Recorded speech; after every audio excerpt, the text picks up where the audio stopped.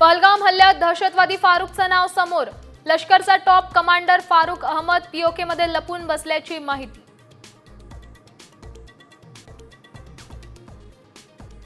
पाकिस्तानच्या कुरापती सुरूच, जम्मूच्या अखनूर भागात गोळीबार, सीमेवर तणाव वाढला।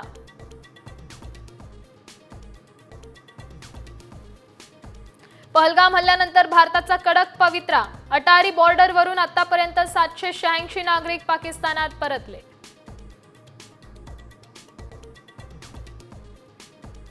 विखे पाटलांची मंत्रिमंडळातून हकालपट्टी करा, संजय राऊतांची मागणी। स्वच्छ पारदर्शक कारभाराचं काय झालं, सरकारला सवाल।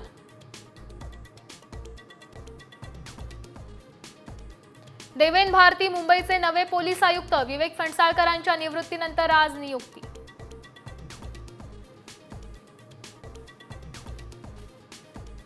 संभाजीनगरमध्ये वावटळीनं लग्नाचा मंडप उडाला, पाहुण्यांची तारांबळ, सुदैवानं कुणीही जखमी नाही।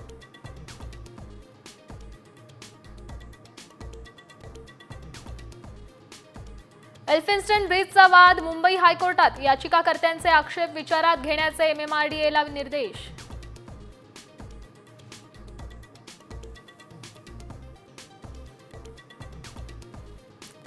सरकारी शाळांमधील सर्व विद्यार्थ्यांचे वैयक्तिक हेल्थ कार्ड तयार होणार, आजार आढळल्यास मोफत उपचारांसाठीही प्रयत्न।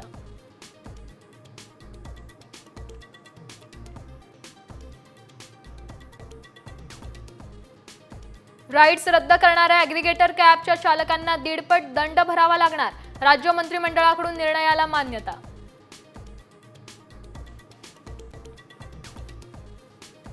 अक्षय तृतीयेनिमित्त मंदिरांमध्ये दर्शनासाठी भाविकांची गर्दी, सोनं खरेदीसाठी ही शुभ मुहूर्त।